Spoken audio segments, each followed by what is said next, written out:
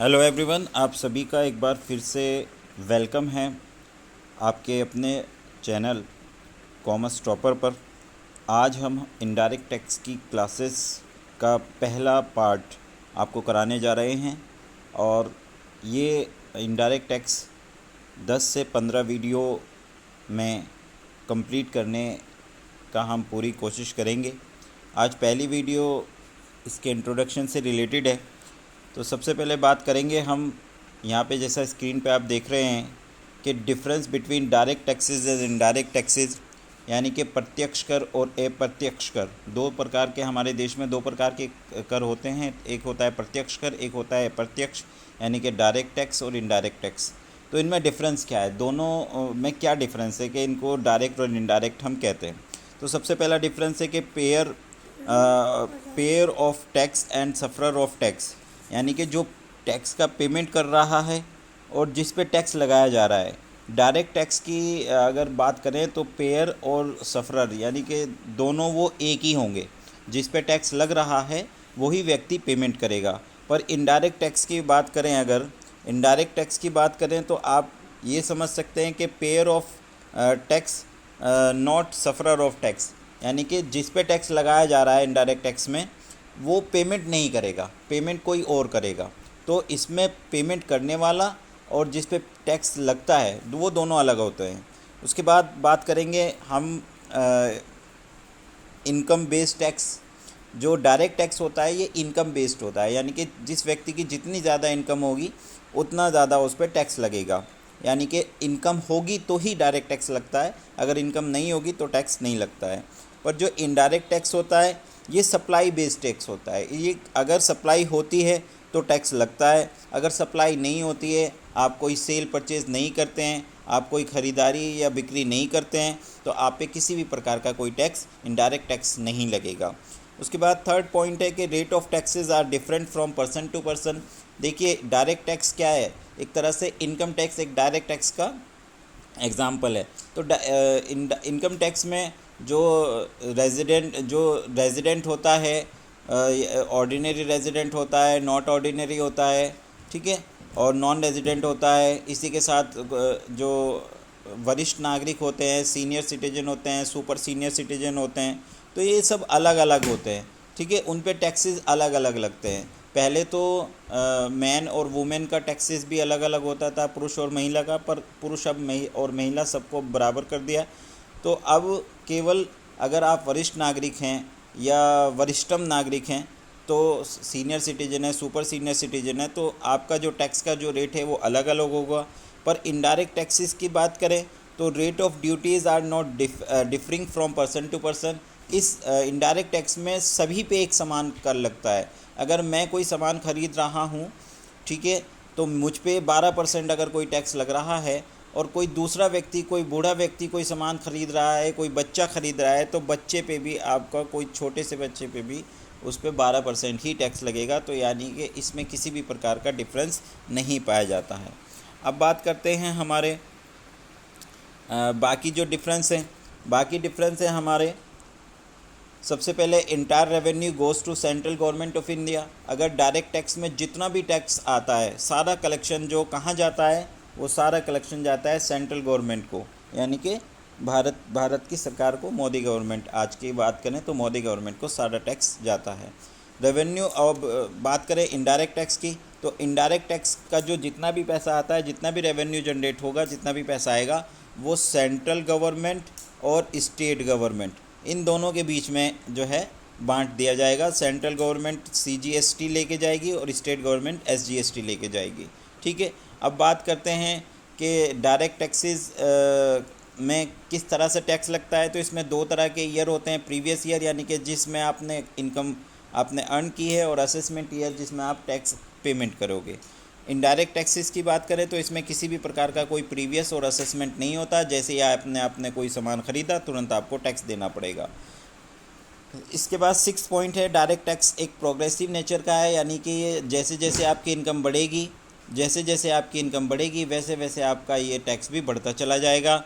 और जो indirect tax होता है वो रिग्रेसिव इनका अप्रोच नेचर का होता है, यानी कि अगर आप जितनी ज़्यादा परचेज़ करेंगे, जितनी ज़्यादा आप सेल करेंगे, जितनी ज़्यादा ख़रीद करें या जितनी ज़्यादा आप बिक्री करेंगे उतना ही कम आपका टैक्स होता चला जाएगा।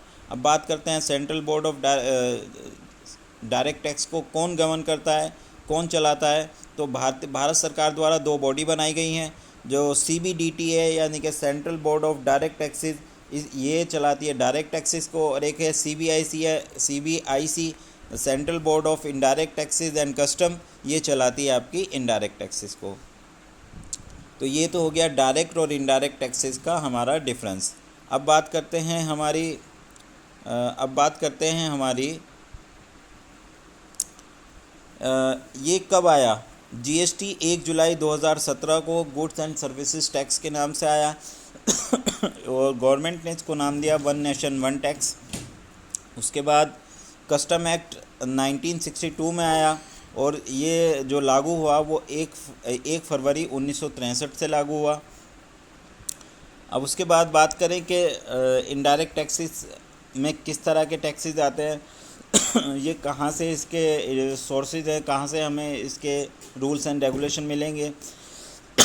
तो एक है हमारा फाइनेंस एक्ट यानी कि जो हमारा बजट आता है। उसके बाद केस लॉज यानी कि जो कोर्ट केसेस होते हैं वो उसमें जो कोर्ट में जो आदेश दिया जाता है वो केस लॉ बनता है। उसके बाद एक्ट जो गवर्नमेंट बनाती है, सर्कुलर जो CBDT या CBIC इशू करती हैं। उसके बाद रूल्स बनाए जाते हैं या जो नोटिफिकेशन भेजा जाता है। तो ये सब जो है हमारी इनडायरेक्ट टैक्सेस की सोर्सेज हैं।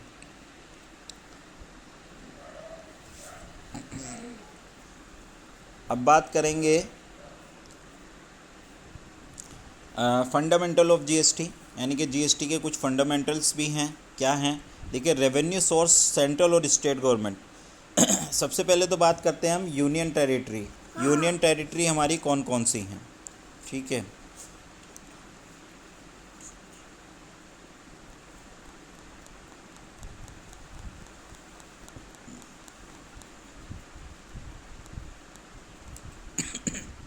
यूनियन टेरिटरी हमारी अंडमान निकोबार है, चंडीगढ़ है, दादर नागर हवेली, दमन दीव, लद्दाख, लक्षद्वीप ये हमारी यूनियन टेरिटरी हैं। उसके बाद हमारी और जो यूनियन टेरिटरी हैं वो दिल्ली है, दिल्ली हमारी यूनियन टेरिटरी है, पौंडीचेरी हमारी यूनियन टेरिटरी है और जम्मू एंड कश्मीर। तो कुल मिला के हमारे पास अभी 8 यूनियन टेरिटरी है। यूनियन टेरिटरी यानी कि जिस पर वो राज्य या राज्य का वो राज्य जिस पर सेंट्रल गवर्नमेंट अपना अधिकार रखती है और वही उसका जो है देख रेख करती है। पर ये जो 3 राज्य हैं दिल्ली, पौंडीचेरी और जम्मू कश्मीर, ये राज्य अलग क्यों हैं, यूनियन टेरिटरी हैं पर अलग क्यों रखे गए हैं? क्योंकि इन राज्यों में विधानसभा है। तो इन राज्यों में अगर विधानसभा है तो ये राज्य जो हैं SGST लेंगे। बाकी के जो अंडमान निकोबार, चंडीगढ़, दादर नागर हवेली और दमन दीव, लद्दाख, लक्षद्वीप, इनकी कोई विधानसभा, इनमें कोई लेजिस्लेटिव असेंबली कहते हैं उसको, तो कोई विधानसभा नहीं है। तो ये के UTGST लेंगे, पर ये जो 3 है वो SGST लेंगे। और 4 प्रकार का टैक्स लिया जाता है, CGST, SGST, IGST और UTGST। CGST central revenue, SGST state revenue, IGST central and state revenue यानी कि CGST किसके पास जाएगा, सेंट्रल गवर्नमेंट के पास जाएगा, उसका रेवेन्यू है। SGST स्टेट गवर्नमेंट के पास जाएगा, उसका रेवेन्यू है। IGST में दोनों का हिस्सा होता है तो दोनों बांट लेंगे, इस सेंट्रल और स्टेट। और UTGST जो है वो यूनियन टेरिटरी के पास जाएगा। ठीक है, तो ये इसका एक बेसिक था। अब बात करते हैं GST ऑफ ENA यानी कि एक्स्ट्रा न्यूट्रल एल्कोहल। ये इसमें 95% एल्कोहल जो है वॉल्यूम के रूप में पाया जाता है और इसे ह्यूमन कंजम्पशन के लिए यूज़ नहीं किया जाता। ये ह्यूमन कंजम्पशन के लिए यूज़ नहीं किया जाता है। ठीक है तो इसलिए ये 246A 366(12)A, यानी कि जो ये कहता है कि ये जीएसटी से बाहर है तो ये जीएसटी के अंदर आता है। उसके बाद GST will be applicable on ENA, तो ये इस पे जीएसटी कितना लगता है, इस पे 18% लगता है, क्योंकि ये ह्यूमन कंजम्पशन में यूज़ नहीं होता है। क्योंकि अगर ये ह्यूमन कंजम्पशन में यूज़ होगा तो इस पे लगेगा वैट, अगर ये ह्यूमन कंजम्पशन में क्योंकि यूज़ नहीं होता है तो इस पे जीएसटी लगेगा 18% के हिसाब से।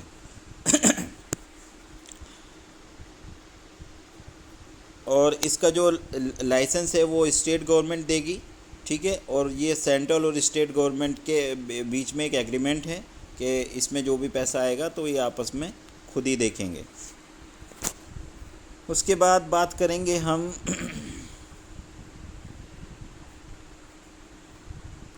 इंपोर्ट और export will be treated as inter state supply.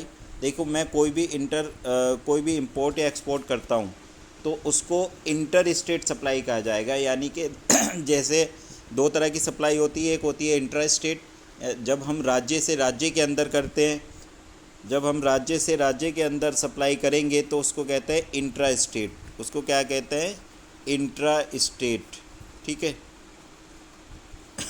और एक होती है इंटर स्टेट, ठीक है।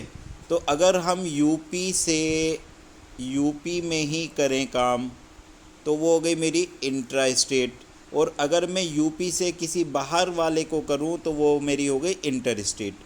यूपी से यूपी में करूंगा तो मेरा लगेगा एसजीएसटी और सीजीएसटी, और यूपी से बाहर करूंगा तो मेरा लगेगा आईजीएसटी। तो इसमें इन्होंने कहा है कि अगर कोई इंपोर्ट एक्सपोर्ट करता है तो वो इंटर स्टेट सप्लाई माना जाएगा, यानी कि उस कंडीशन में कौन सा लगेगा, आईजीएसटी लगेगा। तो यहाँ पे क्या कह रहा है कि एक यूएसए के व्यक्ति ने जो है माल भेजा चेन्नई के व्यक्ति को, तो क्योंकि हम चेन्नई के हिसाब से बात करेंगे सी लिमिटेड के, तो उसका वो इंपोर्ट हो गया। तो अगर कोई व्यक्ति इंपोर्ट करता है तो custom duty will be levied import duty such as BCD IGST. इस कंडीशन में दो तरह के टैक्स लगेंगे, एक लगेगा आपका बीसीडी बेसिक कस्टम ड्यूटी और आईजीएसटी। उसके बाद अगर कोई व्यक्ति मुंबई का कोई व्यक्ति कोई सर्विस इंपोर्ट करता है, पहली कंडीशन में गुड्स इंपोर्ट हुआ था, दूसरी में सर्विस इंपोर्ट करता है, वो कोई सर्विस मंगा रहा है, तो इस कंडीशन में केवल आईजीएसटी लगेगा, केवल आईजीएसटी लगेगा। तो गुड्स अगर मंगाएंगे तो बीसीडी भी लगेगा बेसिक कस्टम ड्यूटी क्योंकि माल आ रहा है, और आईजीएसटी लगेगा। और अगर मैं केवल सर्विस मंगा रहा हूँ तो केवल आईजीएसटी लगेगा, क्योंकि उसमें जो है किसी भी प्रकार का जो है गुड्स नहीं मंगाया जा रहा। तो एक्सपोर्ट ऑफ गुड्स और service will be treated as zero rated supply. और एक चीज़ और बता दूँ, अगर आप, ये तो बात आ गई इंपोर्ट की, तो इंपोर्ट करोगे तो टैक्स लगेगा। हाँ, अगर आप एक्सपोर्ट करते हैं तो सरकार ये कहती है कि भैया एक्सपोर्ट करो, हम एक्सपोर्ट को जो है पसंद करते हैं, एक्सपोर्ट से देश की तरक्की होती है। तो एक्सपोर्ट अगर आप करते हैं तो उस पर किसी भी प्रकार का टैक्स नहीं लिया जाएगा, जीरो रेटेड सप्लाई उसको माना जाएगा फ़िलहाल। What is GST? जीएसटी क्या है? तो देखो ये लिख रखा है, tax on supply of goods and service, किसको छोड़कर, alcoholic liquor for human consumption, शराब को छोड़ दीजिए जो मानव प्रयोग के लिए हो। Value added taxes, value added इसके अंदर आ जाएगा। एक वैल्यू एडेड यानी कि जितना आप इसमें वैल्यू ऐड करेंगे, जितना आप प्रॉफिट बढ़ाएंगे उतना आपका टैक्स बढ़ जाएगा। डेस्टिनेशन बेस्ड कंजम्पशन टैक्स, ये डेस्टिनेशन पे बेस होता है जहाँ पे माल की सप्लाई की जाती है, ये उसी जगह के हिसाब से टैक्स लगेगा। इसमें कास्केडिंग इफ़ेक्ट, यानी कि इसमें कर की चोरी को काफ़ी कुछ ख़त्म कर दिया गया है। और इसके बाद इसमें एक टैक्स क्रेडिट की चेन है, यानी कि टैक्स क्रेडिट भी मिलता है। और bring uniform tax structure all over India, Bharat में पहले जब जीएसटी नहीं आया था तो हर राज्य का अपना अलग वैट था, अलग टैक्स था, तो एक राज्य में टैक्स कुछ था, दूसरे में कुछ था। अब सभी राज्यों में एक ही प्रकार का जीएसटी, एक ही टैक्स लगता है। और इसने जो है tax burden is final on consumer, और जितना भी टैक्स लगता है वो सारा का सारा कंज्यूमर पे लगता है, ठीक है। जीएसटी क्यों लाया गया? तो देखो ये कुछ टैक्सेस हैं जो जीएसटी में लाए गए हैं, यानी कि इनको ख़त्म करके एक टैक्स बनाया गया है, वन नेशन वन टैक्स। तो ये सेंट्रल के टैक्सेस हैं, ये स्टेट के टैक्सेस हैं। सेंट्रल के सेंट्रल एक्साइज ड्यूटी ख़त्म किया गया है, मेडिकल एंड टॉयलेट प्रिपरेशन पे जो एक्साइज ड्यूटी था वो ख़त्म किया गया, सर्विस टैक्स को ख़त्म किया गया, CVD special CVD on imports को ख़त्म किया गया, सेंट्रल सरचार्ज को ख़त्म किया गया, सेंट्रल सेस को ख़त्म किया गया। उसके बाद वैट को ख़त्म किया गया जो स्टेट लेवल पे था, सीएसटी ख़त्म किया गया, entry tax, purchase tax, luxury tax, betting and gambling tax, state surcharge and cess. ये एक लिस्ट है कि कौन कौन से टैक्सेस ख़त्म किए गए, तो आप लोग इसको नोट डाउन कर सकते हैं। एक चीज़ और बताऊंगा, जितने भी ये नोट्स मैं यहाँ पे आपको पढ़ा रहा हूँ, आप वीडियो को पुश करके जो है, यानी कि वीडियो को रोक करके आप अपने नोट्स लिख सकते हैं, या इसका आप जो है एक काम करें कि आप इसका स्क्रीनशॉट भी ले सकते हैं। अब बात करता हूँ goods and service tax, GSTN क्या होता है। तो goods and service tax GSTN जो है सेक्शन 8 की एक कंपनी है जो 2013 कंपनीज एक्ट के तहत बनाई गई थी। एक नॉन प्रॉफिट और non government private limited company थी, पर क्योंकि जीएसटी नेटवर्क विसूल इसमें अब ये एक 100% गवर्नमेंट ओन कंपनी बन गई है, और कैबिनेट ने इसको 26 सितंबर 2018 को एक गवर्नमेंट कंपनी के रूप में इसको कंसीडर कर लिया है।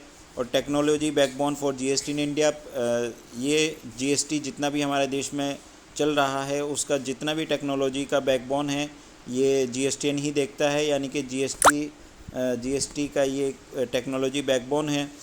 और इसके साथ साथ इसके फंक्शन क्या हैं, तो देखो इसके फंक्शन है स्टैच्यूटरी और नॉन स्टैच्यूटरी, यानी कि वो काम जो उसको करने ज़रूरी है, और नॉन स्टैच्यूटरी यानी कि वो काम जो उसको ज़रूरी नहीं है पर उसे करने चाहिए। तो स्टैच्यूटरी में आ गया अप्रूवल ऑफ रजिस्ट्रेशन का वो अप्रूवल देगा, और जो असेसमेंट भी करेगा, लोगों पे देखेगा टैक्स कितना बनना है, और अगर उनसे टैक्स लेगा और अगर रिफ़ंड बनता है रिफ़ंड देगा। उसके बाद ऑडिट भी करवाएगा, ऑडिट के लिए कहेगा लोगों को, और जीएसटी लागू करने के लिए भी कदम बढ़ाएगा। अगर कोई विवाद आते हैं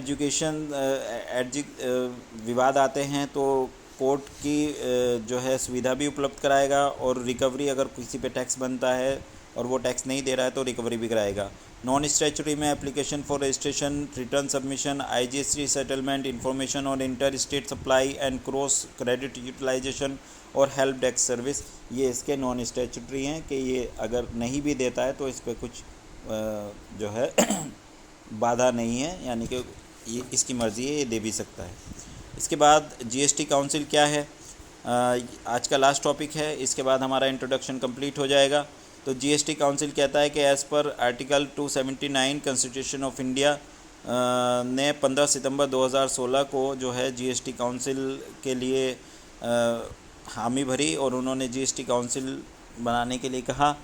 द जीएसटी काउंसिल में क्या होता है कि एक यूनियन फाइनेंस मिनिस्टर होता है जो चेयरपर्सन के रूप में होता है, और जो स्टेट इंचार्ज फाइनेंस या यूनियन मिनिस्टर होते हैं स्टेट के, वो इसके मेंबर होते हैं।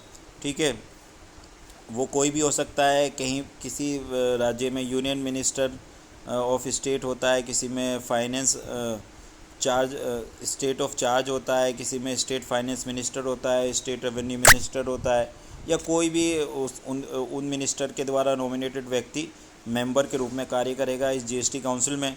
द जीएसटी काउंसिल से select one of them as vice chairperson of council, और जो मेंबर होते हैं उनमें से ही किसी एक व्यक्ति को वाइस चेयरपर्सन भी चुना जाएगा। उसके बाद जो guiding principle of the GST council के कुछ गाइडिंग प्रिंसिपल हैं। ये इसके कि बना कैसे है, 101 अमेंडमेंट एक्ट आया 2016 में, और जीएसटी काउंसिल के जो फंक्शंस हैं वो ये हैं कि जीएसटी के जितने रूल्स एंड रेगुलेशंस बनाएगा, जितने भी स्ट्रक्चर्स बनाएगा, जो भी नोटिफिकेशन देगा वो जीएसटी काउंसिल देगा। इसके permanent function of GST council के क्या हैं कि ये जीएसटी काउंसिल टैक्स रेट्स को डिफ़ाइन करेगा, एग्जेम्पशंस अगर किसी को देनी है, छूट देनी है तो बताएगा, थ्रेशोल्ड लिमिट्स के बारे में भी यही डिसीजन लेगा कि कितने टैक्स, कितने लिमिट की परचेज़ या सेल तक रजिस्ट्रेशन की ज़रूरत नहीं है। उसके बाद डिस्प्यूट रेजोल्यूशन, अगर कोई डिस्प्यूट आता है तो उसको भी यही हल करेगा। और GST legislation including rules and notification, ये सब जो है जीएसटी काउंसिल ही जारी करेगा। इसके अब बात करते हैं इसके वोटिंग राइट की। इसमें वोटिंग राइट क्या क्या होते हैं, तो सेंट्रल गवर्नमेंट का इसमें 1/3 का वोटिंग राइट होता है। सेंट्रल गवर्नमेंट का कितना होता है इसमें वोटिंग राइट, 1/3 का वोटिंग राइट होता है सेंट्रल गवर्नमेंट का। ठीक है, सेंट्रल गवर्नमेंट का 1/3 का वोटिंग राइट होता है। और जो स्टेट गवर्नमेंट होती है उन सब का मिला के 2/3 होता है। ठीक है, तो इसमें कोई भी डिसीजन सेंट्रल अपने आप नहीं ले सकती, स्टेट्स को साथ लेना पड़ेगा, तभी डिसीजन मेकिंग हो सकता है। तो आज के लिए बस इतना ही। ये आज आपका इंट्रोडक्शन हो गया, पहली क्लास कंप्लीट हो गई। अब नेक्स्ट क्लास में हम बात करेंगे, जो भी इसके आगे का होगा, डेफिनेशंस होगा, स्कोप ऑफ सप्लाई होगा, और 10 से 15 वीडियोस के बीच में जो है आपका इनडायरेक्ट टैक्सेस कंप्लीट हो जाएगा।